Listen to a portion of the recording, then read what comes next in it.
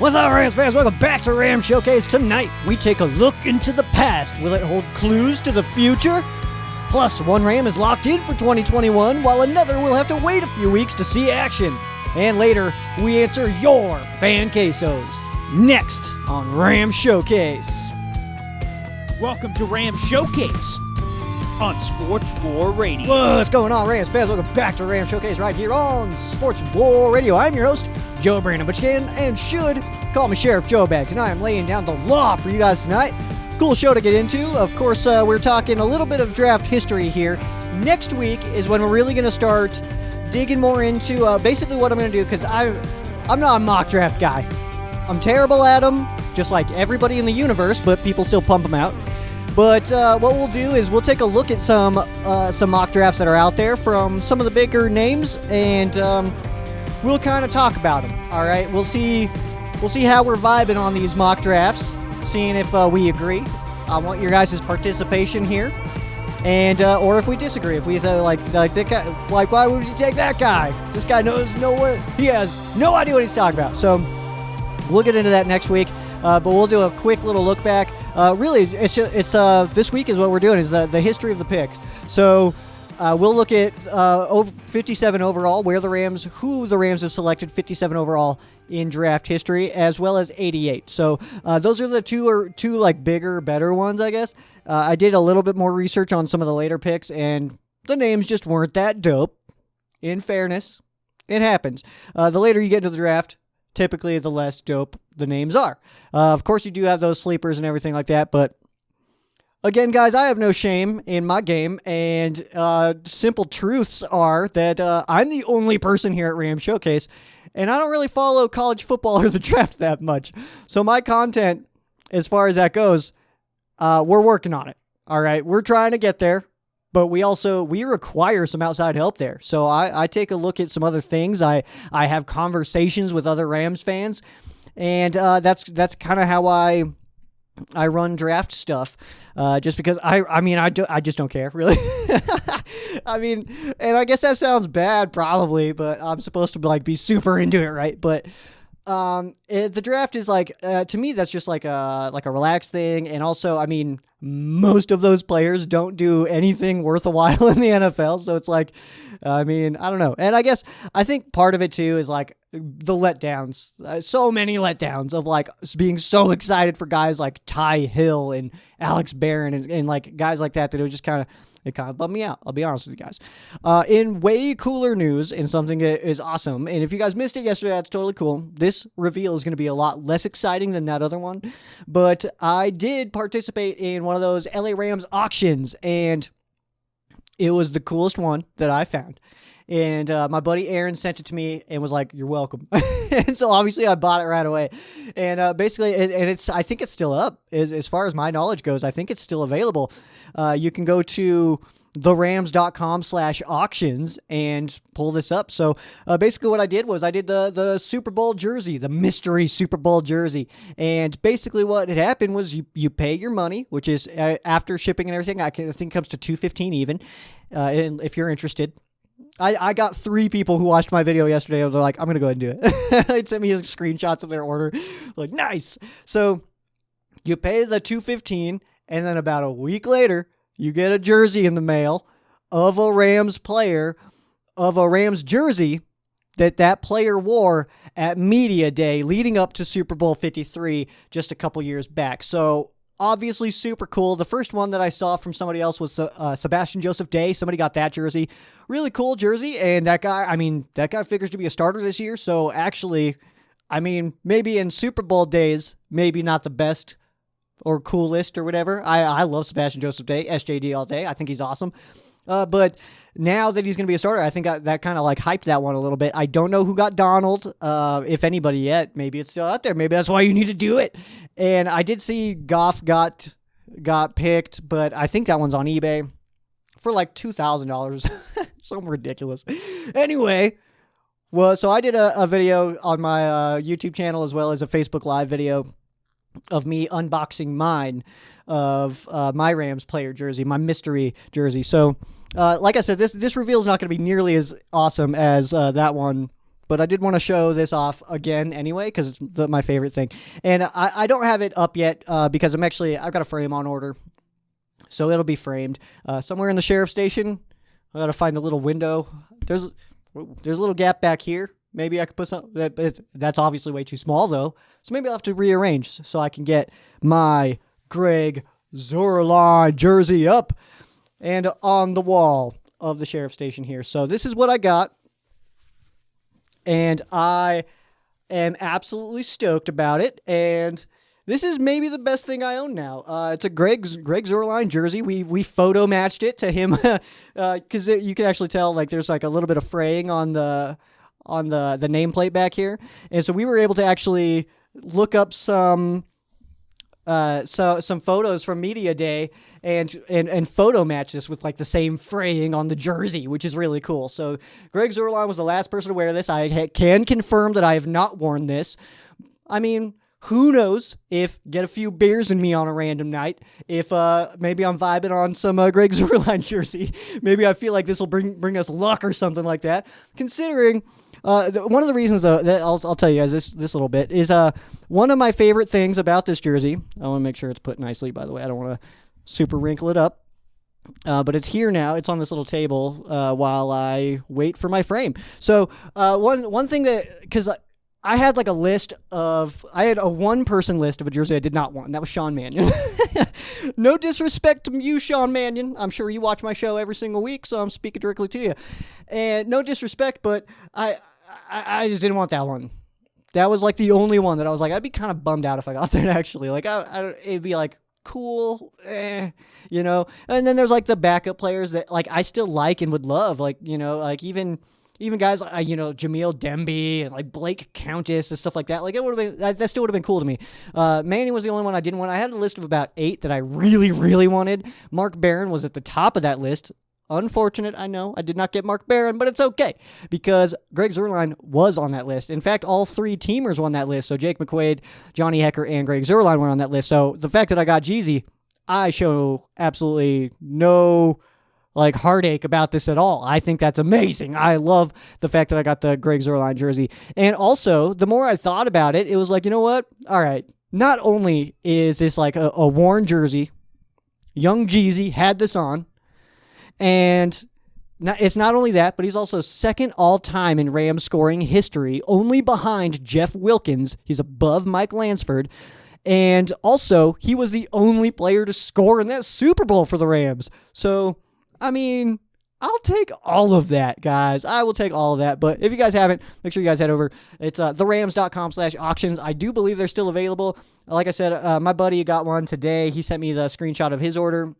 We're trying to maybe work out a deal. If he gets Mark Barron, maybe we could do something. But also, I wanted Jeezy too. So I don't know, guys. I'm pretty locked in.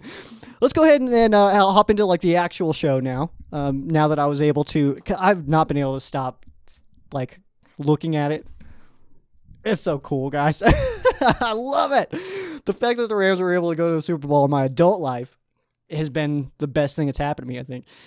All right, let's move on to some news. So these are some roster news for you guys. Some updates that have happened. It's a very slow news time right now because it's a lot of draft prep for teams. So as far as like signings and stuff like that, that's fading off now. And now we're looking into the draft stuff, but we do have a couple of things that have happened. So first we'll start with cornerback Tyreek McGee has been suspended for 5 games for violating the league's substance abuse policy, PEDs. He was physically enhancing his performance with drugs, and you can't do that in this NFL. I'm guessing this is, by the way, 5 games instead of 4 because of the extension to the schedule. I haven't confirmed that, but I think that that's what's happening here because 4 games used to be 70 or 25% of the season that you would lose. So I think they wanted to kind of keep that a little bit. And also, I mean, if you're going to increase the season, I think that increasing the punishments, I think it makes sense. You can't enhance your performance with drugs, man. So either way, Tyreek McGee, he will be out for the first 5 games, and he is forfeiting $183,000, a little over $183,000 in those games, in those suspensions. I'll be honest with you guys, I feel like this just means he's not going to be a Ram when the season starts. I don't know for sure. I've said that in the past, and that guy was able to hang on, but then, 2 or 3 games into being back, I think it was cut. I can't remember who this was. This is going to be season 6 that I'm covering on Ram Showcase alone. So I think season 8 total that I'm actually covering as far as that. So I don't know. I lose track sometimes.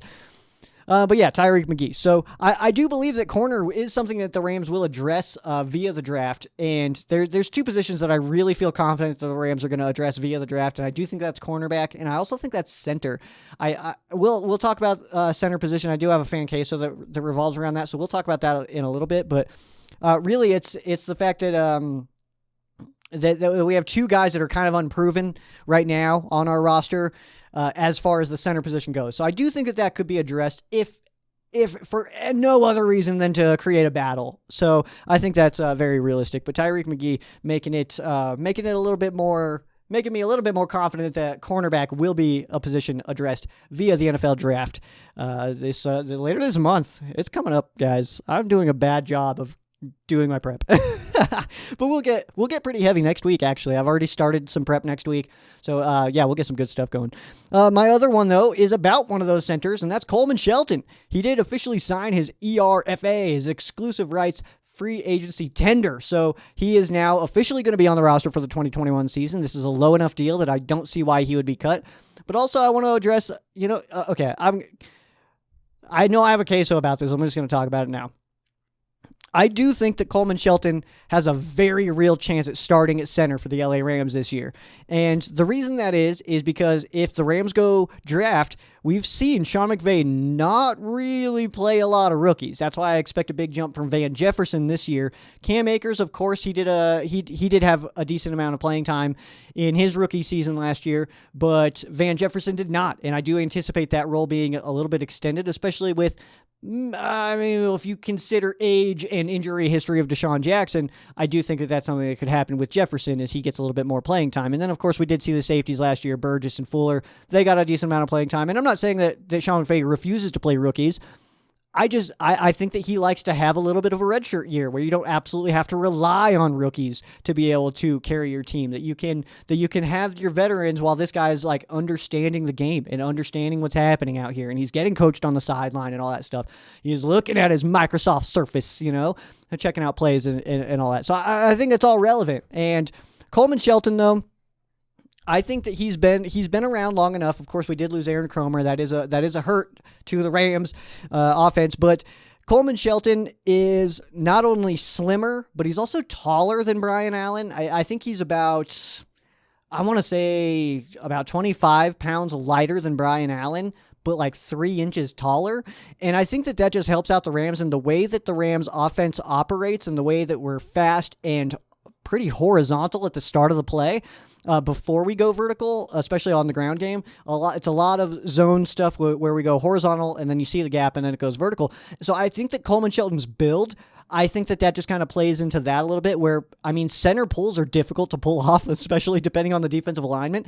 But I think Coleman Shelton is a guy that could do that a lot easier than Brian Allen. And I would say he's more athletic. I haven't seen a lot of Brian Allen over the last year or so because he wasn't playing.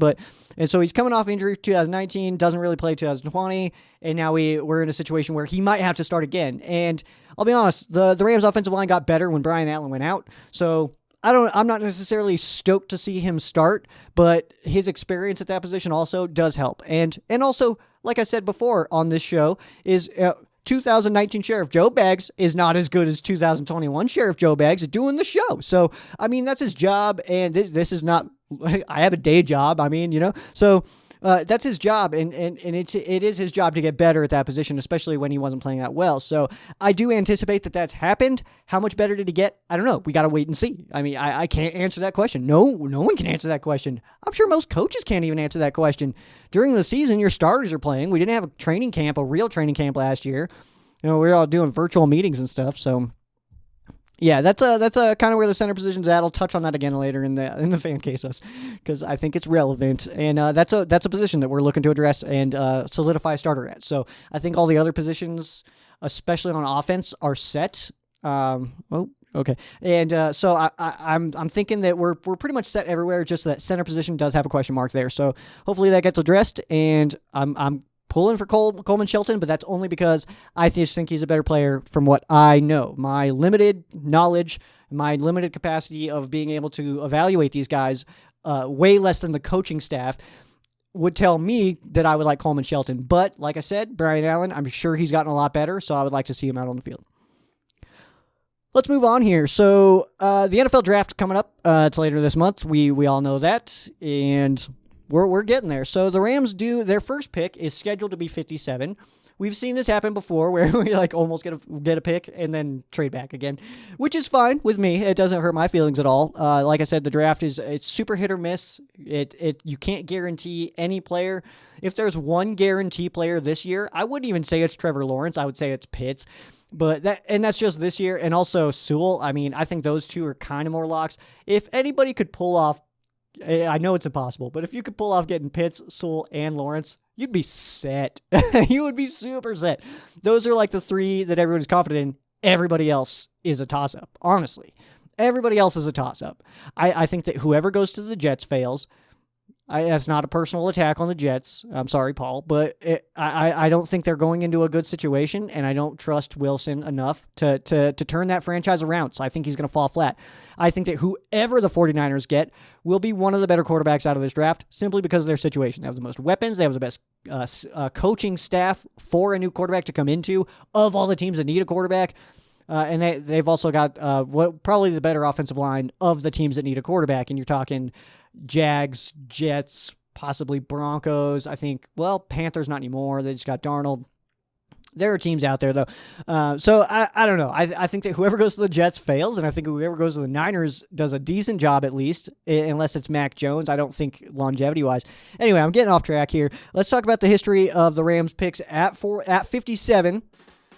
And this is the first time since I've been doing this kind of thing that the most recent pick was just last year. 57 overall in the 2020 NFL season was wide receiver Van Jefferson out of Florida. So obviously his rookie season did not go how we all, I guess, wanted it to go. But I also think he was just underutilized. And like I said before, I think that changes this year. And part of that is the Josh Reynolds leaving to go to the Titans, and also the age/injury history of a guy like Deshaun Jackson.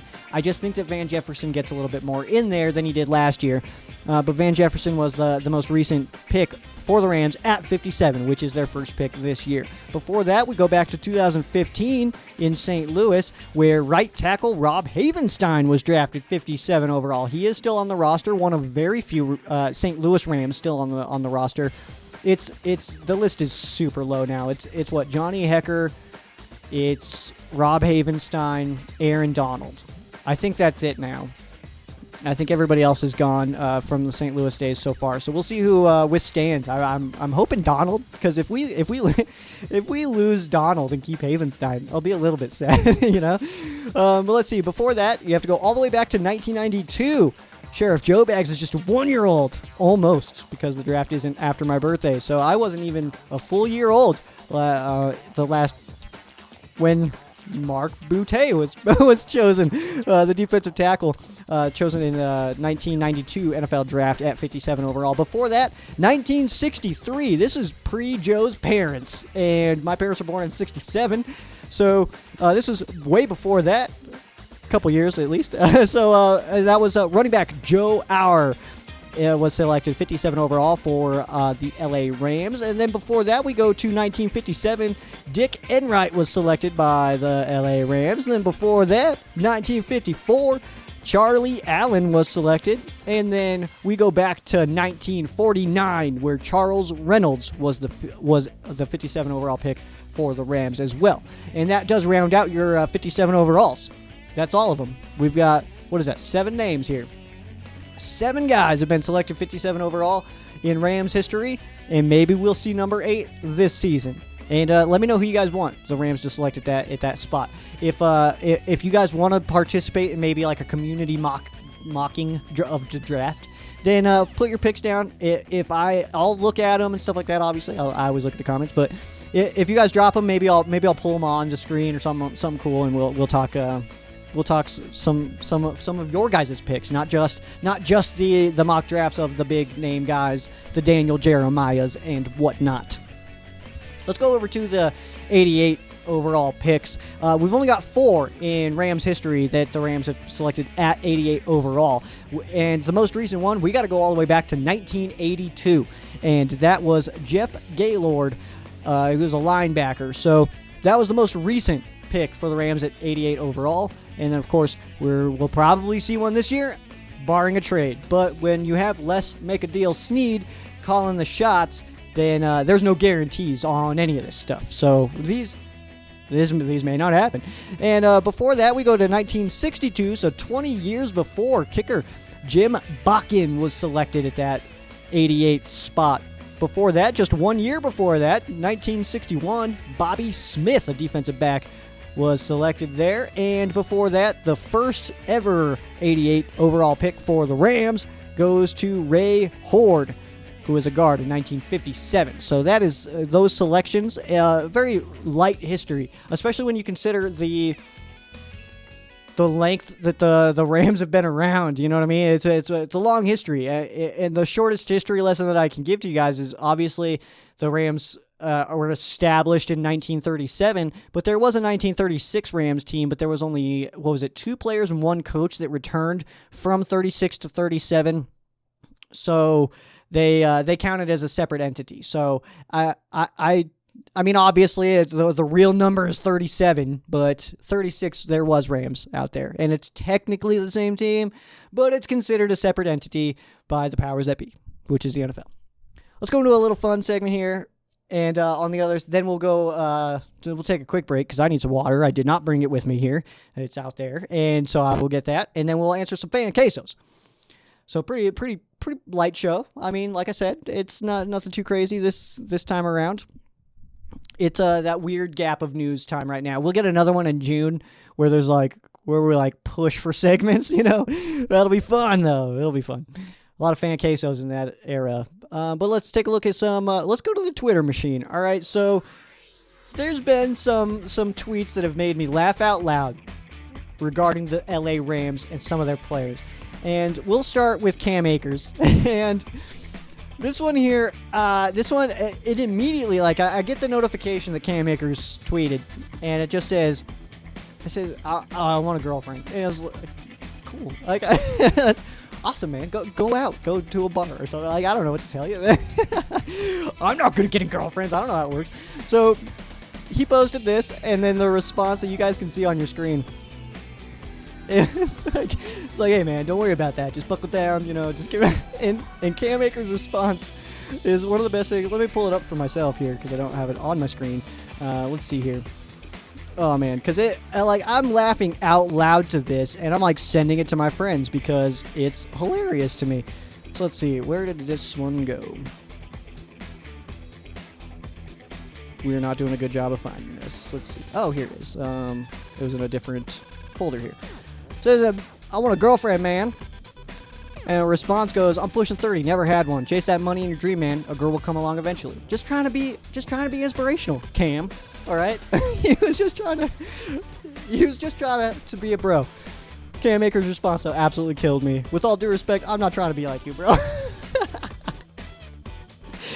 That's absolute gold. I love that one. But I'll be honest with you guys. That wasn't even the funniest tweet from a Rams player this week.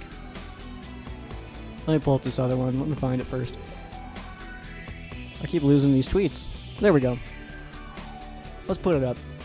Jalen Ramsey, DK Metcalf. We know the story of them this year. Jalen and DK had 3 games to battle against each other. And let's just say Jalen Ramsey did a damn good job in all 3 of those games on making sure that DK didn't rip it open. All right. So DK had a great career so far, and I want to thank my dad for always believing in me. Let's keep working. Love you. That's a beautiful tweet. That's amazing. That's wholesome. Wholesome. But Jalen Ramsey is DK Metcalf's father based on those 3 games this year. So I got you, boy. Much love. That was all. I just needed to share that because I needed to laugh with other people. That's really all that is. I think that's gold. And if you guys see more stuff like this, send it my way. I want to see it. We'll talk about it. We'll have good times. I'm going to get some water into my face. You guys will watch this little quick Aaron Donald snapshots. And then on the other side, we got fan quesos. We got some good ones. So you're going to want to hang out for this. And welcome back in, guys. And let's go ahead and hop into our fan quesos. We got some good ones for you guys. And let's see, we got us, I'm just going to running through here. So not too many, but we got some good ones here. All right, let's go ahead and start. We got Cody and Tyler, and then we've got one from, let's see here. Yeah, we've also got one from David. All right, let's start with David's, actually. So who is your favorite player on our offense currently? I'll leave mine. Woods. Do like Akers, though. Dude, Bobby Trees is awesome. I'll give you that one for sure. Big fan. I love Bobby Trees, man. He's one of those guys. He's not overly flashy. He doesn't do like anything crazy over the top, but he's got sure hands. He's good after the catch. He's a great route runner. Good dude. I mean, I like that he's not in the media. I like that, he goes from Buffalo to LA and doesn't just like eat up being in LA and doing crazy stuff. I like that. He's a hard worker, and dude, I'm glad that he's on our squad for sure. As far as my favorite player on the offense right now, dude, I'm a big fan of Higbee. I really like Tyler Higbee. I obviously was a big fan of Josh Reynolds. It sucks that he's gone. Woods is up there for sure, and so is Cooper Kupp. I love Cooper Kupp. Me saying that I think that the Rams will trade him, I mean, that's not me saying that I don't like him. That's I just think it's possible. I still do. I don't know. There's just something in my brain that tells me it's possible. I don't know. Probably not, but who knows? But as far as my favorite offensive player, yeah, I think I'd go Higbee, man. Well, I want to see Stafford and kind of see him out there and see that fire going, because we know he's a tough dude. We know he's going to be exciting for us, but I'm waiting for that to like kind of be like, whoa, cool. I've seen a lot of stuff on Stafford of people being like, I'm just not really, I don't know, guys. He's got to prove it to me. Like, what the hell has he got to prove to you? like, who the hell are you? Like, why does he need like Matthew Stafford's really sitting in the training rooms? He's like, man, he's like that one guy. I'm gonna prove Jeff. Like, he doesn't care, guys. Come on, he's gonna do fine. Anyway.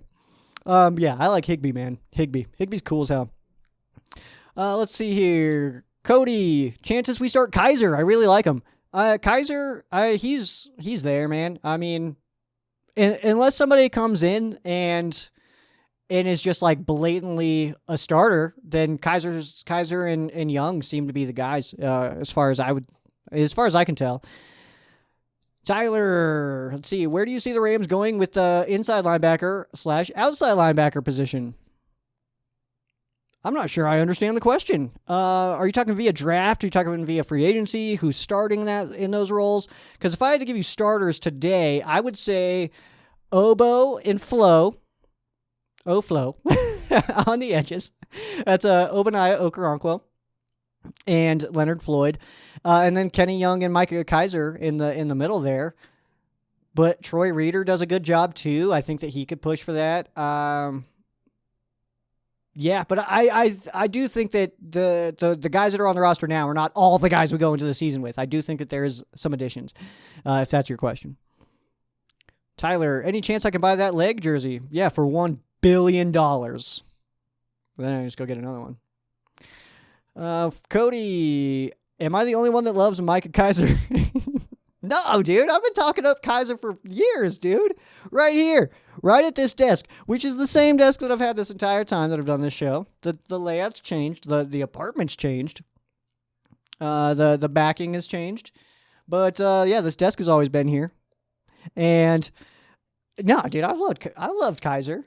I've been a Kaiser guy. He's awesome at stopping the run, and I think he's improved against defending the pass, and that was his knock, is defending the pass, and I think he's improving at it. So I think he's doing great, man.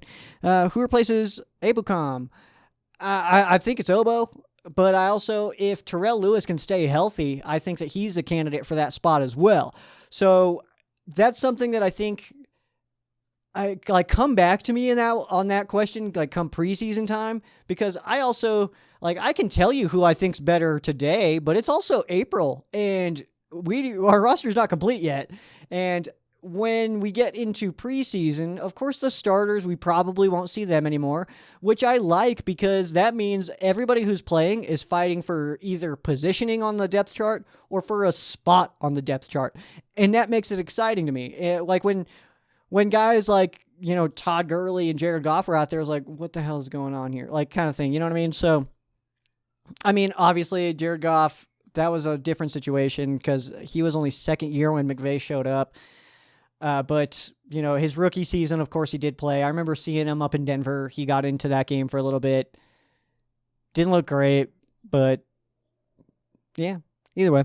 But yeah, dude, I would say ask me that closer to preseason time, and maybe we'll know a little bit more. Obviously, training camp, we get a lot of stories that come out. Little things that coaches will say about guys that will lead you, that'll kind of tip you off to certain things. And that's kind of what I do here as the host of Ram Showcase is listening for those little things, listening for the linebacker coach to say like, oh, well, this guy's doing a good job. Because even something that little means a lot. Like if a question's asked and that coach thinks of that player, that's a good sign for that player. So it's paying attention to that little stuff too. And so we'll kind of get there closer. But as of today, I would say Okoronkwo is going to take over that role for Abucom, who's now, what is he, a Seahawk now? Gosh, hate that. Anyway, let's see. Next one here from Cody. Just a couple more, actually, guys. This is going to be a quick one. Quick show. This is the first time I had like a round of 30-minute show since the season, really. I usually tend to ramble when it's off season, so I show no shame in that. I like it. Most underrated current Ram, and then thoughts on Brian Allen potentially starting again. We're going to circle back to that one. Next one here from Cody, because I just want to end on that. Next one here from Cody. Who else are we going to trade to the Lions? Dude, for real though. Like, for real. Who else is going? Who else is going to Detroit? I wouldn't, like, that's like a spot that I see Cup. Like that makes sense. Because Brad Holmes and Jared Goff, I think, would both push for that. Anyway. So, most underrated current Ram and thoughts on Brian Allen potentially starting again. Most underrated current Ram. Maybe Kenny Young. I think it's a linebacker. I would say probably a linebacker. Kenny Young or Micah Kaiser jump out to me, but Terrell Lewis I think is very good. He just needs to stay out there. As far as offense goes, I think Coleman Shelton I would put in that range as well, which kind of leads me into your question. Thoughts on Brian Allen potentially starting again? I have no issues with it.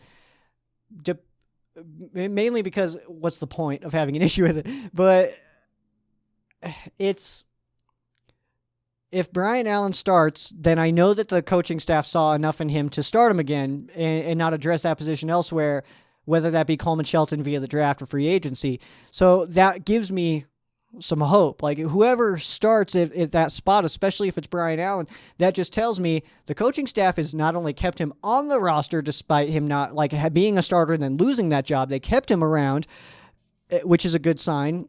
But also they haven't just moved on from him now. So like that could have been a very easy move on from coming into the offseason.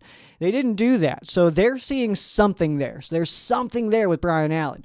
What is it? I don't know yet. And like I said, if I was given my choice with my current knowledge today, I would go Shelton. But I don't have all the knowledge that the coaches have. They see these guys every day. They see these guys working out. They see these guys in the film room. They see these guys, just like they have conversations with these guys. I don't. Okay, so for that reason, like I do trust them to make that decision. But even if I didn't, what the hell's the point of not trusting them? Because if you don't trust them, then what? Like it's like I don't trust McVay to do this. Like, okay, what does that do? Like, what is that? Like, you're gonna like call him and be like, hey man, like I'd be like, oh, that's a good point, man. I didn't think about that. Let me go ahead and start Shelton. It just doesn't make any sense to me. So either way. Thoughts on Brian Allen potentially starting again? I just do believe that for the Rams and what the Rams do, especially on the ground game, like with the zone runs that they do, anything like that, obviously pulling a center is something difficult, but you're not doing that in a zone run. Everybody's just kind of shifting, and then you got, all that. So for the Rams ground game, it's it's a little bit horizontal and then vertical once a hole's there. And because of their builds, and like I said, I believe it's about a 25-pound difference, that Shelton is 25 pounds less than Brian Allen, but 3 inches taller than Brian Allen. I think that plays into the Rams' offensive scheme a little bit better than Brian Allen does. I just think that that's true. And Allen was never mobile in the sense, because he's like over 300 pounds, but he's not very tall. He wasn't very mobile as far as, being able to create that depth and get to the second level. And I remember that was one thing I always had kind of trouble watching him was, he would not get to that second level, get to the linebackers as fast as I wanted him to. And sometimes that did hurt. Sometimes that did hurt Gurley in like 2019 of, hitting that gap, trying to hit that gap. And if this center would have been able to get to the second level, maybe it could have busted out. But it didn't happen. So because of stuff like that is why I would like to see myself Shelton play in that role. But again, and I can't state it enough, I don't know what Brian Allen looks like today. The last I saw him play was 2019. That's been a while, so I'm sure he's better now. Maybe he's worse. I don't know what the heck he's doing on his off time. Maybe he's just drinking beers and playing video games. I have no idea. Or maybe he's been working his butt off for the last couple of years, and maybe this guy's ready to go. So we'll see what happens. Most underrated current Ram. I'm still trying to think about it. That's like as I'm talking, that's like going through my head. You know what? No. I want to take back my linebacker answers on you, man. I'm going Matthew Stafford. I think that he might be the current most underrated Ram today. And he is known as like a guy. You know what I mean? So I think that I truly am feeling in my bones that in a couple of years, we're going to be talking about the Matthew Stafford trade, not as like, oh, they got rid of Goff and they sent picks with Goff. It was everybody's initial instinct was like, bad trade for the Rams, whatever. But we got what we wanted, which was out of Goff's contract. So for that reason, I mean, I think that we're going to see in a couple of years. I think we're going to look back on this trade and be like, man, that was one of the better things we've done. I think this is going to go down as one of those trades for the Rams of like, if they wouldn't have done that, they wouldn't have done this. And I don't know what this is. Is that a Super Bowl ring? I don't know yet. We'll see how it unfolds. But I think it's going to be one of those things of like, man, if this was Goff still, this wouldn't have happened. So the Rams won because they got this with Stafford. I don't know if that would have happened with Goff. I think that will be the conversation. Feel free to quote me on that. If it's blatantly not, that's fine. That's fine. But I think that Stafford really might be the most underrated LA Ram right now. No one's talking about him. No one's giving him that much credit. I think that the chances of like an MVP push are not unrealistic. I don't know if he'll get it. I mean, there's a lot of really good players in the NFL right now, especially at the quarterback position. And, with what Tom Brady's working with down there in Tampa, what Patrick Mahomes is able to do on a football field is amazing. Lamar Jackson, I think, comes a little bit more back around this season. Allen out in Buffalo, dude, that guy's awesome, man. I think he's got a real shot at it. I mean, there's good players out there right now. And so as far as MVP conversation goes, I'm not willing to do that yet. But I do think that Stafford coming in and being able to work with McVay, I think McVay day one has more confidence in Stafford than he ever did in Jared Goff. And I think that for that reason, we see a level of the McVay offense that we just haven't seen yet. That's going to do it for me, guys. Those are my fan quesos.